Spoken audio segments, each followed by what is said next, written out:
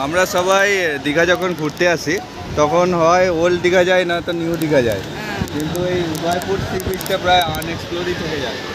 এই উদয়পুর সি বিচটা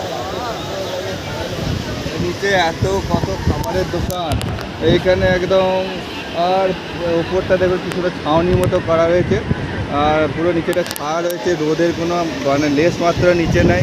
আর সুন্দর এখানে চান করার জায়গা। ওল্ড দীঘা নিউ দীঘায় কি ভিড়ের মধ্যে একদম সেই ভালো করে স্নান করা যায় না, খুব অসুবিধা হয়। তাই উদয়পুর সি বিচে আপনাদেরকে আমি আসতে বলবো।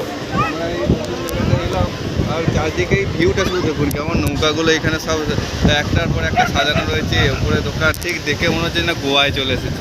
সত্যি এই উড়িষ্যা আর দীঘার এই বর্ডারটায় উদয়পুর বিচ আমি আপনাদের অবশ্যই বলবো একবার আসুন।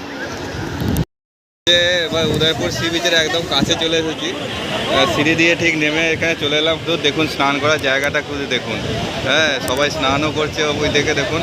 আপনি ওল্ড দীঘা নিউ দীঘায় হলে কী হয়, সেই এমনভাবে বাঁধানো আছে উপর থেকে, ঠিক করে স্নান করা যায় না নিচে। আর এখানে দেখুন পুরো খাবার দাবার জায়গা, ঠিক আছে। আপনি যদি একটু মানে অন্যরকম পানীয় পান করতে চান বা ধরুন একটু পুকুরে টান মারতে চান, সেটাও এখানে সম্ভব। একদম সমুদ্রের ধারে বসে বসে দুটোই করতে পারেন, ঠিক আছে। যারা নিরামিষ তারা নিরামিষ, যারা আমিষ তারা আমিষ, যে যার মতো এনজয় করছে, কেউ কিছু বলার নেই।